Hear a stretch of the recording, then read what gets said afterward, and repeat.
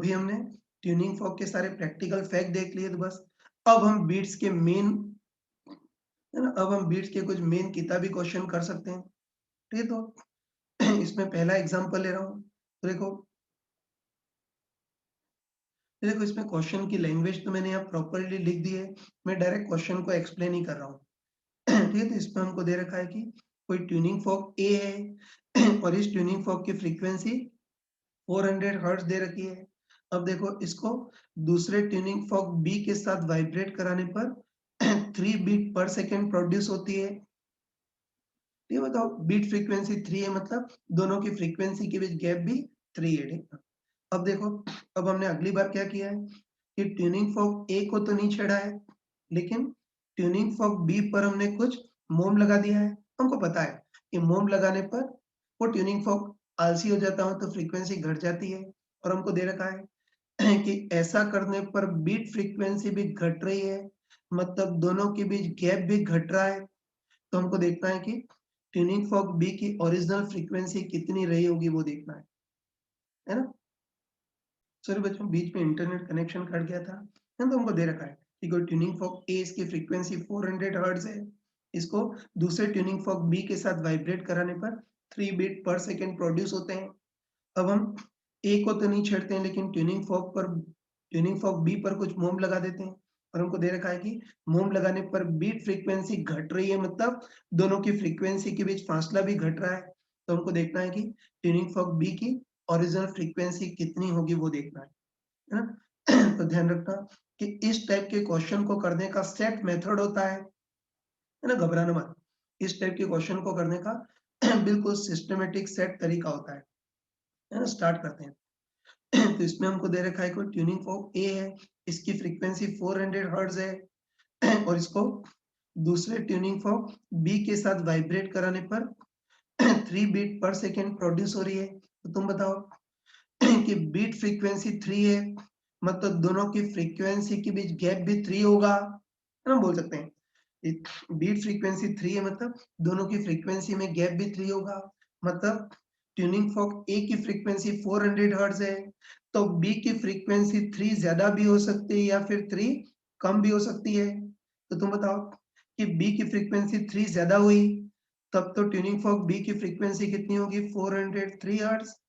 और अगर इसकी फ्रीक्वेंसी 3 कम हुई तो बी की फ्रीक्वेंसी कितनी होगी, 397 हर्ट्ज, है ना, बोल सकते हैं।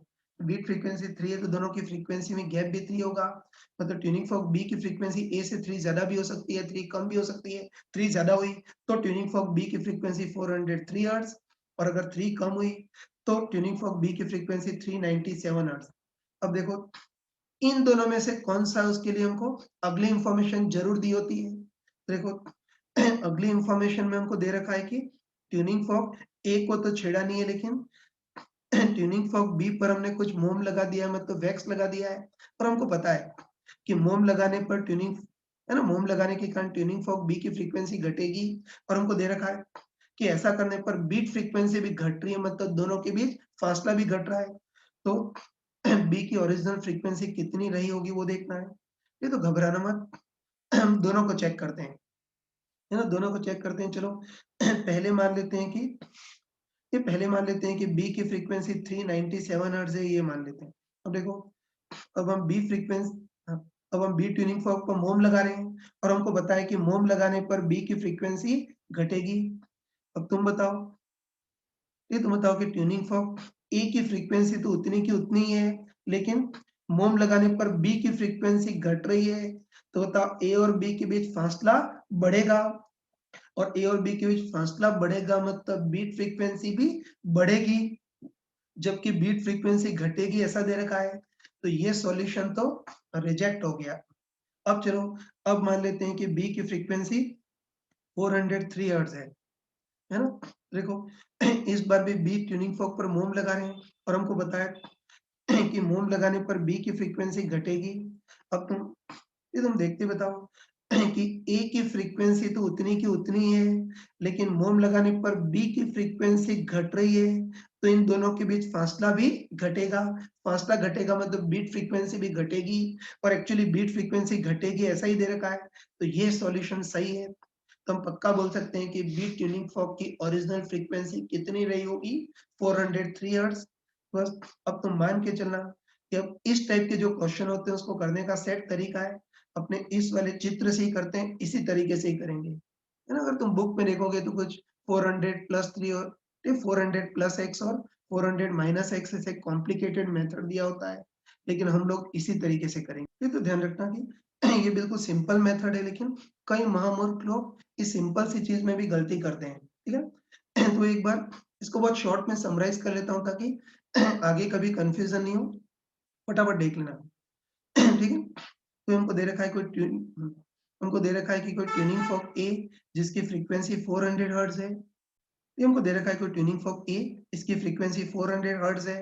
इसको ट्यूनिंग फॉर्क बी के साथ वाइब्रेट कराने पर 3 बीट पर सेकंड प्रोड्यूस होती है। बीट फ्रीक्वेंसी 3 है, मतलब दोनों के बीच गैप भी 3 होगा। तो ए की फ्रीक्वेंसी 400 है तो बी की फ्रीक्वेंसी 3 ज्यादा भी हो सकती है, 3 कम भी हो सकती है। 3 ज्यादा हुई तो बी की फ्रीक्वेंसी 403 हर्ट्ज, और अगर 3 कम हुई तो बी की फ्रीक्वेंसी 397 हर्ट्ज। अब इन दोनों में से कौन सी होगी उसके लिए हमको अगली इंफॉर्मेशन जरूर दी होती है।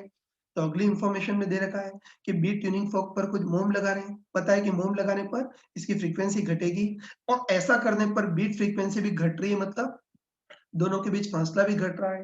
तो फिर बी की ओरिजिनल फ्रीक्वेंसी इन दोनों में से कौन सी होगी वो देखना है, बस घबराना मत, दोनों को चेक करेंगे। चलो पहले मान लेते हैं कि बी ट्यूनिंग फॉर्क की फ्रीक्वेंसी 397 हर्ट्ज है। तो देखो बी ट्यूनिंग फॉर्क पर मोम लगा रहे हैं, तो हमको पता है कि मोम लगाएंगे तो इसकी फ्रीक्वेंसी घटेगी। अब बताओ, ए की फ्रीक्वेंसी तो उतनी की उतनी है, लेकिन मोम लगाने पर बी की फ्रीक्वेंसी घट रही है, तो ए और बी के बीच फासला बढ़ेगा, मतलब बीट फ्रीक्वेंसी भी बढ़ेगी, जबकि बीट फ्रीक्वेंसी घटेगी, ऐसा दे रखा है। तो ये सॉल्यूशन रिजेक्ट हो गया, गलत हो गया। अब है ना, अब मान लेते हैं कि बी की फ्रीक्वेंसी 403 हर्ट्ज है। बस इस बार भी बी ट्यूनिंग फोर्क पर मोम लगा रहे हैं, और हमको है ना, बी ट्यूनिंग फोर्क पर मोम लगा रहे हैं, और हमको पता है कि मोम लगाने पर बी ट्यूनिंग फोर्क की फ्रीक्वेंसी घटेगी।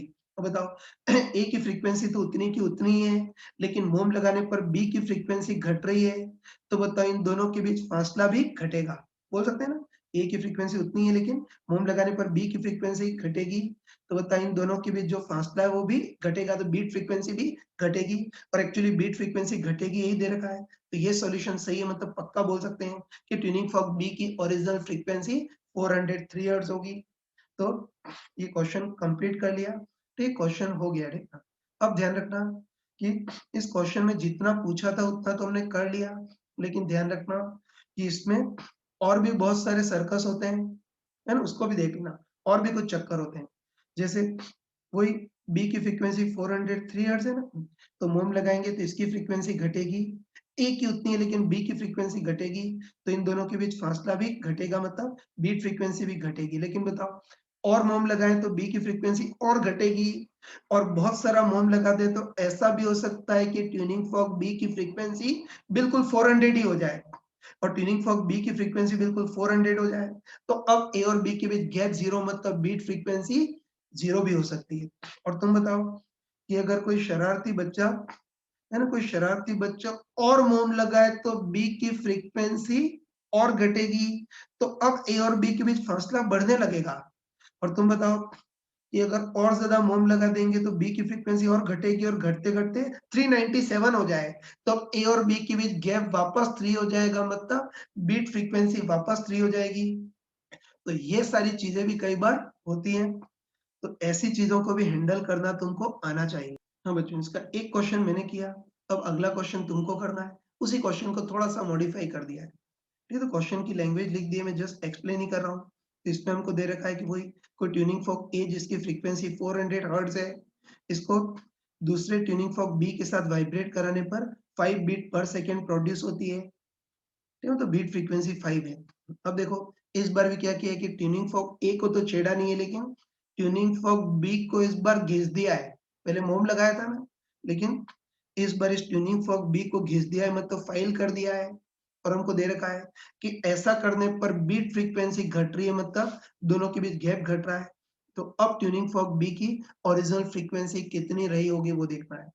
तो 1 मिनट के लिए वीडियो पॉज कर दो और इसको खुद ट्राई करो। चलो मैं एक्सपेक्ट कर रहा हूँ कि तुम्हें जो भी सिंसियर होगा उसने इसको कर लिया होगा।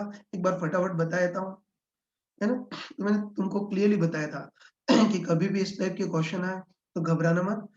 इसको करने का बिल्कुल सिस्टमैटिक तरीका होता है, वैसे ही करेंगे। ठीक है? तो हमको दे रखा है कि कोई ट्यूनिंग फॉर्क ए है जिसकी फ्रीक्वेंसी 400 हर्ट्ज है। इसको दूसरे ट्यूनिंग फॉर्क बी के साथ वाइब्रेट कराने पर 5 बीट पर सेकंड प्रोड्यूस हो रहे हैं। तो तुम बताओ कि बीट फ्रीक्वेंसी 5 है, मतलब दोनों की फ्रीक्वेंसी में गैप भी 5 होगा। मतलब ए की फ्रीक्वेंसी 400 हर्ट्ज है, तो बी की फ्रीक्वेंसी 5 ज्यादा भी हो सकती है या फिर 5 कम भी हो सकती है। तो तुम बताओ कि बी की फ्रीक्वेंसी 5 ज्यादा हुई, तब तो बी की फ्रीक्वेंसी 405 हर्ट्ज होगी, या बी की फ्रीक्वेंसी अगर 5 कम हुई तो बी की फ्रीक्वेंसी 395 हर्ट्ज होगी। ठीक है?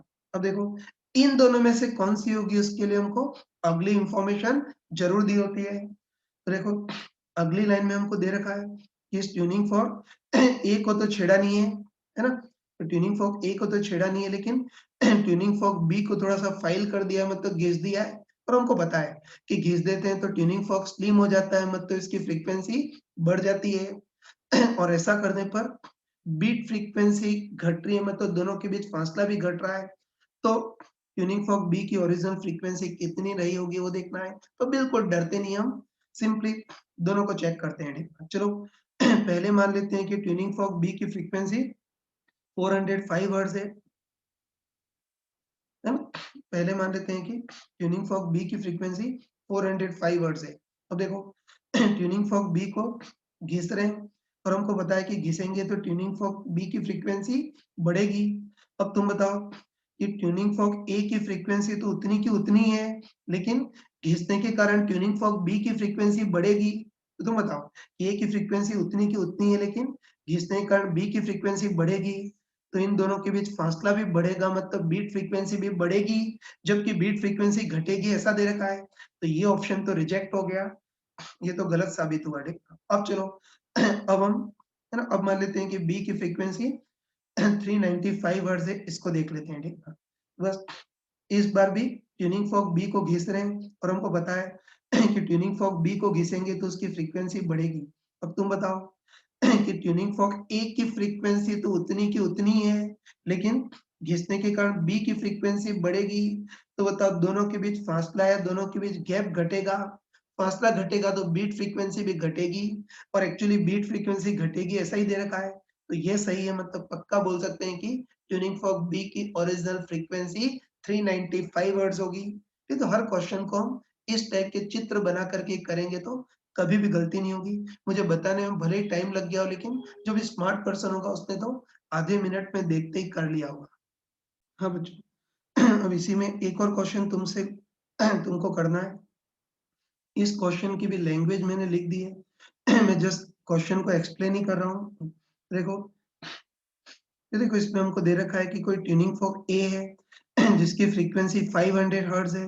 इसको किसी दूसरे ट्यूनिंग फॉर्क बी के साथ वाइब्रेट कराने पर 10 सेकेंड में 40 बीट्स प्रोड्यूस होती हैं।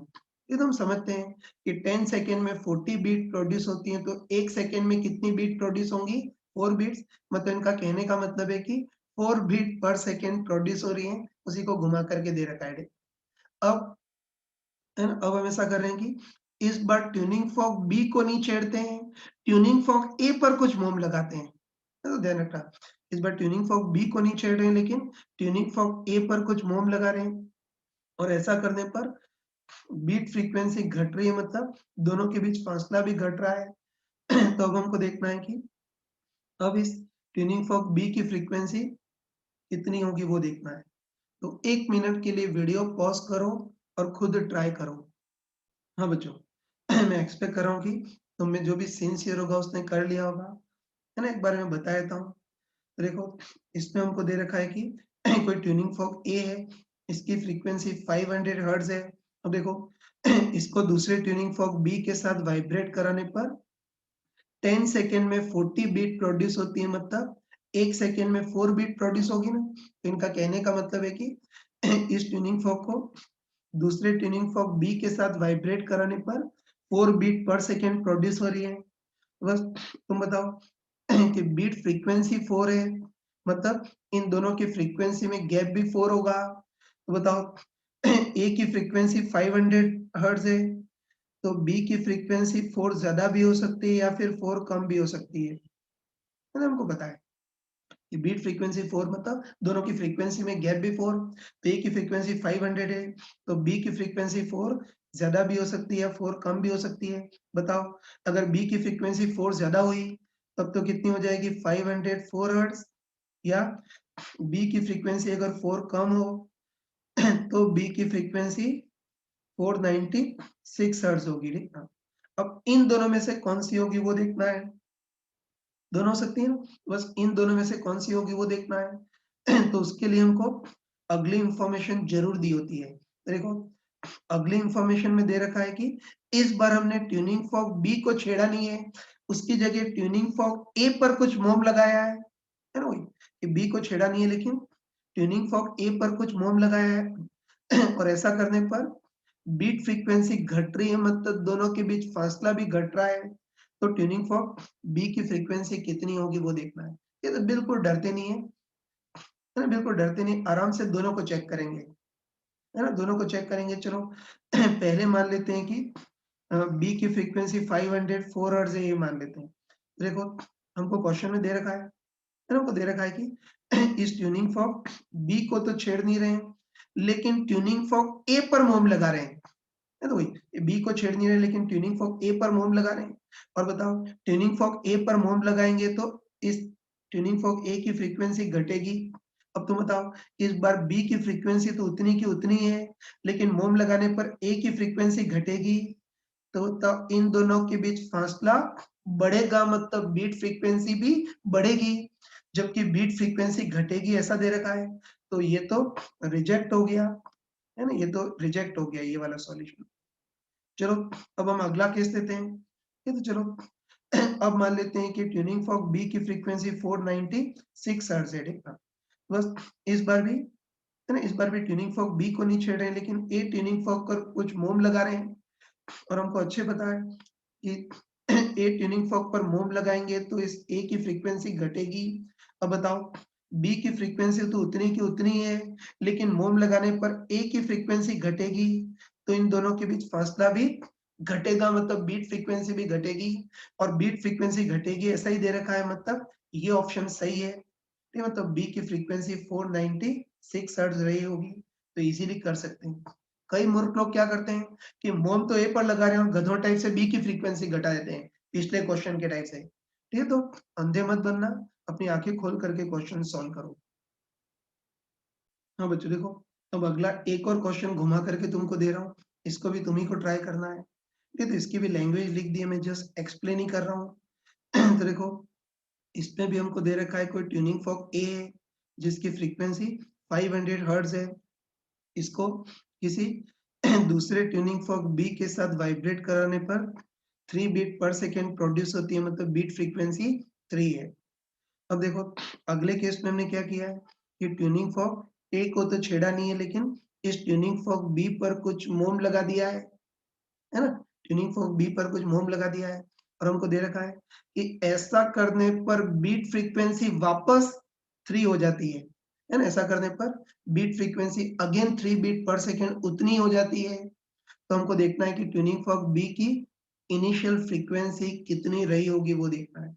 चलो 1 मिनट के लिए वीडियो पॉज़ करके इसको ट्राई करो। चलो मैं एक्सपेक्ट कर रहा हूँ कि तुम्हें जो भी सिंसियर होगा उसने इसको कर लिया होगा। एक बार हम सॉल्व कर लेते हैं, ठीक है? तो स्टार्ट करते हैं।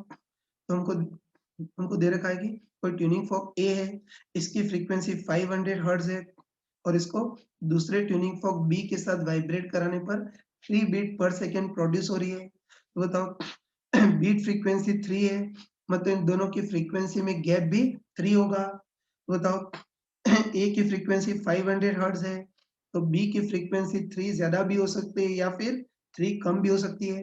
बताओ बी की फ्रीक्वेंसी 3 ज्यादा हुई, तब तो बी की फ्रीक्वेंसी 503 हर्ट्ज होगी, और अगर बी की फ्रीक्वेंसी 3 कम हुई तो बी की फ्रीक्वेंसी 497 हर्ट्ज होगी। है तो वही कि बी की फ्रीक्वेंसी 3 ज़्यादा भी हो सकती है, 3 कम भी हो सकती है। 3 ज़्यादा हुई तो बी की फ्रीक्वेंसी 503 हर्ट्ज़ और 3 कम हुई तो बी की फ्रीक्वेंसी 497 हर्ट्ज़ होगी।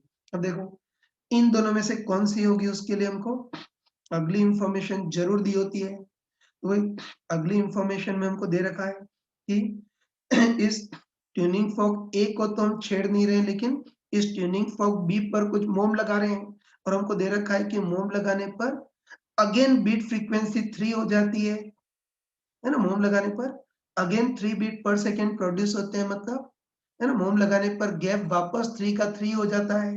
तो बी की ओरिजिनल फ्रीक्वेंसी कौन-सी रही होगी वो देखना है। बस डरेंगे नहीं, दोनों को चेक करेंगे चलो। पहले मान लेते हैं कि ट्यूनिंग फॉर्क बी की फ्रीक्वेंसी 497 हर्ट्ज है।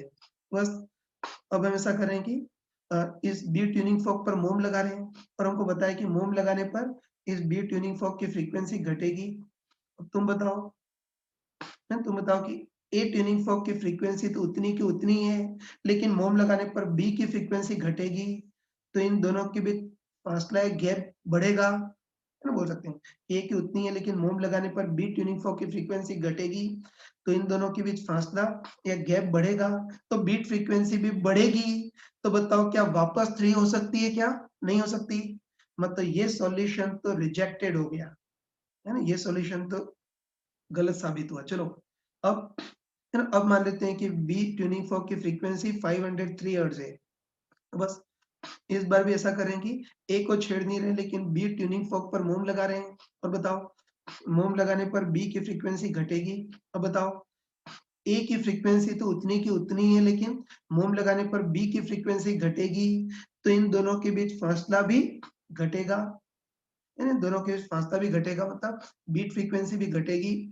उसके बाद बताओ बी ट्यूनिंग फॉर्क पर और मोम लगाएंगे, है ना? बी ट्यूनिंग फॉर्क पर और मोम लगाएंगे तो बी की फ्रीक्वेंसी और घटेगी।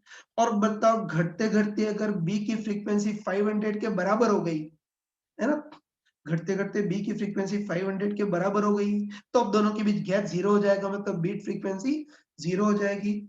लेकिन बताओ अगर कोई शरारती बच्चा और मोम लगाए तो बी की फ्रीक्वेंसी और घटेगी और घटते-घटते बी की फ्रीक्वेंसी 497 हर्ट्ज हो गई। तो बताओ ए और बी के बीच गैप वापस 3 हो जाएगा, मतलब बीट फ्रीक्वेंसी वापस 3 हो जाएगी। है ना? और हमको दे रखा है कि बीट फ्रीक्वेंसी वापस 3 हो रही है। तो बताओ ये वाला सॉल्यूशन वैलिड है। मतलब पक्का बोल सकते हैं कि बी की इनिशियल फ्रीक्वेंसी कितनी रही होगी 503 हर्ट्ज और मोम लगाने पर फाइनल फ्रीक्वेंसी 497 हर्ट्ज इतनी हो गई होगी। ठीक है, बस बी की इनिशियल फ्रीक्वेंसी पूछिए तो कौन सा आंसर होगा 503 हर्ट्ज, ये वैलिड सॉल्यूशन है ना? ये बात अलग है कि मोम लगाने पर फाइनल इसकी फ्रीक्वेंसी घट करके 497, लेकिन इनिशियल तो 503 हर्ट्ज, ये आंसर वैलिड है। हाँ बच्चों, इसका एक लास्ट क्वेश्चन मैं तुमसे पूछ रहा हूँ, देख लेना। इसको भी क्वेश्चन एक्सप्लेन कर लेता हूँ। तो इसमें हमको दे रखा है कोई ट्यूनिंग फॉर्क ए जिसकी फ्रीक्वेंसी 500 हर्ट्ज है। इसको किसी दूसरे ट्यूनिंग फॉर्क बी के साथ वाइब्रेट करा रहे हैं और वाइब्रेट कराने पर 3 बीट पर सेकंड प्रोड्यूस हो रही है। अब देखो अब हम ऐसा कर रहे हैं कि इस बार ट्यूनिंग फॉर्क बी नहीं, ट्यूनिंग फॉर्क ए पर कुछ मोम लगा रहे हैं और हमको दे रखा है कि ऐसा करने पर बीट फ्रीक्वेंसी बिल्कुल 0 हो रही है, मतलब दोनों के बीच फासला बिल्कुल 0 हो रहा है। तो हमको देखना है कि अब बी की फ्रीक्वेंसी कितनी होगी वो देखना है। चलो 1 मिनट के लिए वीडियो पॉज़ करके आंसर बताओ। चलो मैं एक्सपेक्ट करता हूँ कि जो भी सिंसियर होगा उसने कर लिया होगा। अब एक बार फटाफट देख लेना। तो ये हमको दे रखा है कि कोई ट्यूनिंग फॉर्क ए है, इसकी फ्रीक्वेंसी 500 हर्ट्ज है। इसको दूसरे ट्यूनिंग फॉर्क बी के साथ वाइब्रेट कराने पर 3 बीट पर सेकंड प्रोड्यूस हो रही है। तो तब बीट फ्रीक्वेंसी 3 है, तो दोनों की फ्रीक्वेंसी में गैप भी 3 होगा। मतलब ए की फ्रीक्वेंसी 500 है, तो बी की फ्रीक्वेंसी 3 ज़्यादा भी हो सकती है, 3 कम भी हो सकती है। 3 ज़्यादा हुई, तो बी की फ्रीक्वेंसी 503 हर्ट्ज होगी और अगर 3 कम हुई, तो बी की फ्रीक्वेंसी 497 हर्ट्ज होगी। अब देखो इन दोनों में से कौन सी होगी उसके लिए अगली इंफॉर्मेशन दी होती है।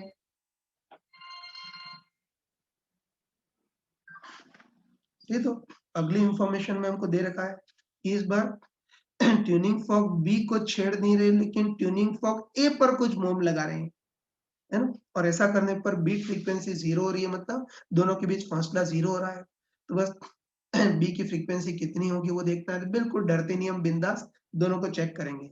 चलो पहले मान लेते हैं कि बी की फ्रीक्वेंसी 503 हर्ट्ज है, ठीक है। अब वही हम बी को छेड़ नहीं रहे, ट्यूनिंग फॉर्क ए पर मोम लगा रहे हैं, और ट्यूनिंग फॉर्क ए पर मोम लगाएंगे तो इस ट्यूनिंग फॉर्क ए की फ्रीक्वेंसी घटेगी।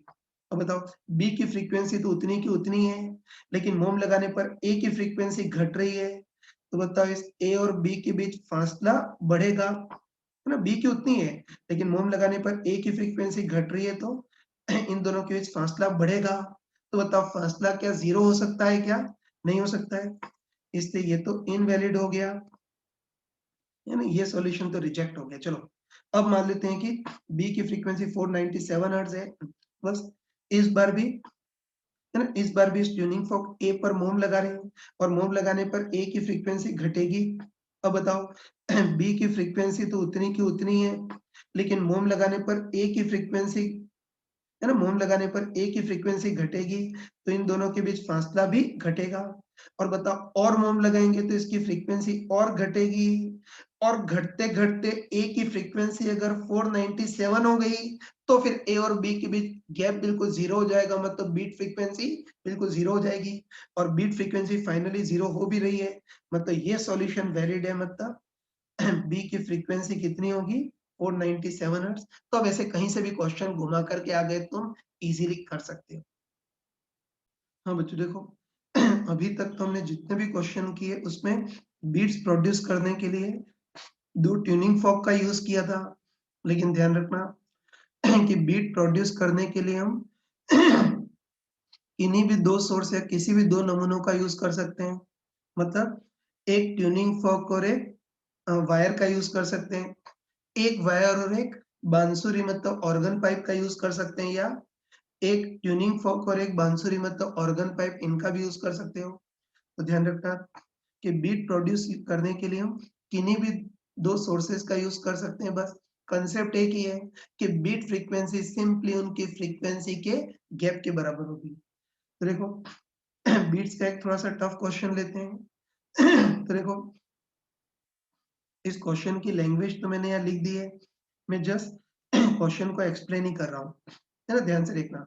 देखो इस बार बीट प्रोड्यूस करने के लिए एक तो ट्यूनिंग फॉर्क लिया है और एक सितार वायर लिया है, मतलब एक फिक्स वायर लिया है, तो हमको दे रखा है कि बीट प्रोड्यूस करने के लिए एक तो ट्यूनिंग फॉर्क लिया है जिसकी फ्रीक्वेंसी 400 हर्ट्ज है। हाँ बच्चों सॉरी डिस्टर्बेंस था बीच में, नहीं तो वही बीट प्रोड्यूस करने के लिए एक तो हम 400 हर्ट्ज का ट्यूनिंग फॉर्क लेते हैं, और इसको किसी फिक्स वायर के साथ वाइब्रेट कराते हैं, है ना, मतलब किसी सितार वायर के साथ पियानो वायर के साथ वाइब्रेट कराते हैं। ठीक है, और हमको पता होना चाहिए कि पियानो वायर एक फिक्स वायर होता है, ठीक, जो अपने फंडामेंटल मोड में वाइब्रेट कर रहा है। ये तो हमको दे रखा है कि 400 हर्ट्ज का ट्यूनिंग फॉर्क है, और उसके पास में कोई सितार, ये कोई गिटार वायर है, मतलब कोई फिक्स वायर है जो अपने फंडामेंटल मोड में वाइब्रेट कर रहा है। इसकी length 1 metre, linear mass density 0.01 kilogram पर मीटर, लेकिन टेंशन पता नहीं है, ठीक है। और हमको दे रखा है कि इस ट्यूनिंग फॉर्क और इस पियानो वायर को साथ-साथ वाइब्रेट कराते हैं तो 3 बीट पर सॉरी 5 बीट पर सेकंड प्रोड्यूस होती है, मतलब इन दोनों की फ्रीक्वेंसी के बीच गैप 5 है। अब अगले केस में हम ऐसा करते हैं कि इस पियानो वायर को थोड़ा टाइट करते हैं, मतलब टेंशन बढ़ाते हैं, और हमको दे रखा है कि टेंशन बढ़ाने पर बीट फ्रीक्वेंसी बिल्कुल जीरो हो जाती है, मतलब दोनों के बीच गैप जीरो हो जाता है। तो हमको देखना है कि इस पियानो वायर की इनिशियल और फाइनल फ्रीक्वेंसी कितनी होगी, और फिर उसमें इनिशियल और फाइनल टेंशन कितनी होगी, वो देखना है ना। चलो स्टार्ट करते हैं, ठीक है। इस बार हमको दे रखा है कि बीट प्रोड्यूस करने के लिए एक तो 400 हर्ट्ज का ट्यूनिंग फॉर्क लेते हैं, और दूसरा पियानो वायर लेते हैं, मतलब कोई फिक्स वायर लेते हैं जो अपने फंडामेंटल मोड में वाइब्रेट कर रहा है। तो हमको अच्छे पता है कि 400 हर्ट्ज का ट्यूनिंग, हमको अच्छे पता है कि 400 हर्ट्ज का जो ट्यूनिंग फॉर्क है उससे तो जो साउंड निकलेगी उसकी फ्रीक्वेंसी 400 हर्ट्ज होगी, और दूसरा फिक्स वायर है जो अपने फंडामेंटल मोड में वाइब्रेट कर रहा है। और स्ट्रिंग वेव में पढ़ा था कि कोई फिक्स वायर अपने फंडामेंटल मोड में वाइब्रेट करे तो उसकी फ्रीक्वेंसी 1/12 होती है, तो वायर की फ्रीक्वेंसी उतनी है, तो इस पियानो वायर से जो साउंड निकलेगी उसकी भी फ्रीक्वेंसी ये 1/12 होगी, है ना? और इन दोनों को वाइब्रेट कराने पर 5 बीट पर सेकंड प्रोड्यूस हो रही है, मतलब अभी इन दोनों की फ्रीक्वेंसी के बीच गैप 5 है। पियानो वायर को थोड़ा टाइट करते हैं तो टेंशन बढ़ाते हैं, तो बीट फ्रीक्वेंसी 0 हो जाती है, मतलब दोनों के बीच फासला 0 हो जाता है। तो वायर की इनिशियल फ्रीक्वेंसी कितनी रही होगी और फाइनली कितनी हो जाएगी वो देखना है। कर सकते हैं ना? बस इसको हमने पहले जो इससे क्वेश्चन किए थे, उसी टाइप से ही करेंगे, स्टार्ट करते हैं। ये तो हमको दे रखा है कि ये हमको दे रखा है कोई ट्यूनिंग हमको दे रखा है कोई ट्यूनिंग फॉर्क है, इसकी फ्रीक्वेंसी 400 हर्ट्ज़ है और इसको इस वायर से वाइब्रेट सॉरी कोई ट्यूनिंग फॉर्क है, इसकी फ्रीक्वेंसी 400 हर्ट्ज़ है, इसको इस वायर के साथ वाइब्रेट कराने पर 5 बीट पर सेकंड प्रोड्यूस हो रही है। तो बताओ बीट फ्रीक्वेंसी 5 है, मतलब दोनों की फ्रीक्वेंसी के बीच गैप भी 5 होगा, मतलब ट्यूनिंग फॉर्क की फ्रीक्वेंसी 400 हर्ट्ज़ है, तो वायर की फ्रीक्वेंसी 5 ज़्यादा भी हो सकती है, 5 कम भी हो सकती है। तो तुम बताओ कि वायर की फ्रीक्वेंसी 5 ज़्यादा हुई, तब तो वायर की फ्रीक्वेंसी 405 हर्ट्ज़ होगी, और अगर वायर की फ्रीक्वेंसी 5 कम हुई, तो वायर की फ्रीक्वेंसी 395 हर्ट्ज़ होगी, मतलब इन दोनों में से कोई भी हो सकती है, ठीक है? अब देखो, इन दोनों में से कौन-सी होगी उसके लिए हमको अगली इन्फॉर्मेशन ज़रूर दी होती है। ये तो अगली इन्फॉर्मेशन में दे रखा है कि इस पियानो वायर को टाइट करते हैं, मतलब उसमें टेंशन बढ़ाते हैं, और इस फॉर्मूले से हम कंफर्म बोल सकते हैं कि पियानो वायर की टेंशन बढ़ाएँगे तो उस वायर की फ्रीक्वेंसी भी बढ़ेगी, और हमको दे रखा है कि ऐसा करने पर बीट फ्रीक्वेंसी बिल्कुल 0 हो जाती है। ऐसा करने पर बीट फ्रीक्वेंसी बिल्कुल 0 हो जाती है, मतलब दोनों की फ्रीक्वेंसी में गैप 0 हो जाता है। तो बस वायर की इनिशियल फ्रीक्वेंसी कितनी रही होगी वो देखना है। तो बस बिल्कुल डरते नहीं, हम बिंदास दोनों को चेक करेंगे। चलो पहले मान लेते हैं कि वायर की फ्रीक्वेंसी 405 हर्ट्ज़ है। अब देखो अब हम वायर को टाइट कर रहे हैं, मतलब उसमें टेंशन बढ़ा रहे हैं, और हमको अच्छे पता है कि वायर में टेंशन बढ़ाएँगे तो वायर की फ्रीक्वेंसी भी बढ़ेगी। अब तुम बताओ कि ट्यूनिंग फॉर्क की फ्रीक्वेंसी तो उतनी की उतनी ही है, लेकिन टेंशन बढ़ाने पर वायर की फ्रीक्वेंसी बढ़ेगी। तो बताओ वायर और ट्यूनिंग फॉर्क के बीच गैप भी बढ़ेगा, मतलब बीट फ्रीक्वेंसी भी बढ़ेगी। तो बताओ क्या गैप 0 हो सकता है क्या? नहीं हो सकता, है ना? तो वही कि टेंशन बढ़ाएँगे तो इस वायर की फ्रीक्वेंसी बढ़ेगी, तो ट्यूनिंग फॉर्क और वायर के बीच फासला भी बढ़ेगा। तो बताओ इनके बीच गैप या फासला 0 नहीं हो सकता, तो ये सॉल्यूशन तो रिजेक्ट हो गया, ये तो गलत साबित हुआ, ठीक है। चलो अब है ना? अब मान लेते हैं कि इस वायर की फ्रीक्वेंसी 395 हर्ट्ज़ है। तो देखो इस बार भी वायर को टाइट कर रहे हैं, मतलब टेंशन बढ़ा रहे हैं, और इस फॉर्मूले से हम बोल सकते हैं कि वायर में टेंशन बढ़ाएँगे तो वायर की फ्रीक्वेंसी भी बढ़ेगी। अब तुम बताओ कि ट्यूनिंग फॉर्क की फ्रीक्वेंसी तो उतनी की उतनी ही है, लेकिन टेंशन बढ़ाने पर वायर की फ्रीक्वेंसी बढ़ेगी, तो बताओ दोनों के बीच गैप घटेगा, है ना? और तुम बताओ कि अगर वायर तुम बताओ कि वायर की टेंशन और बढ़ाएँगे तो वायर की फ्रीक्वेंसी और बढ़ेगी, और बढ़ाते-बढ़ाते, है ना? बताओ टेंशन बढ़ाएँगे तो वायर की फ्रीक्वेंसी और बढ़ेगी, और बहुत ज़्यादा टेंशन बढ़ा दी, मतलब वायर की फ्रीक्वेंसी बहुत ज़्यादा बढ़ा दी, और बढ़ते-बढ़ते वायर की फ्रीक्वेंसी अगर 400 के बराबर हो गई, तो फिर दोनों के बीच गैप 0 हो सकता है, मतलब बीट फ्रीक्वेंसी 0 हो सकती है। और हमको दे भी रखा है कि फाइनली बीट फ्रीक्वेंसी 0 हो रही है, मतलब ये सॉल्यूशन वैलिड है, मतलब पक्का है कि वायर की इनिशियल फ्रीक्वेंसी कितनी रही होगी, 395 हर्ट्ज़। तो बस कंफर्म बोल सकते हैं कि ये सॉल्यूशन वैलिड है। तो हम बोल सकते हैं कि इस वायर की इनिशियल फ्रीक्वेंसी कितनी रही होगी, 395 हर्ट्ज, और वायर में टेंशन बढ़ाने पर इसकी फाइनल फ्रीक्वेंसी बिल्कुल ट्यूनिंग फॉर्क के बराबर हो गई होगी, मतलब 400 हर्ट्ज हो गई होगी।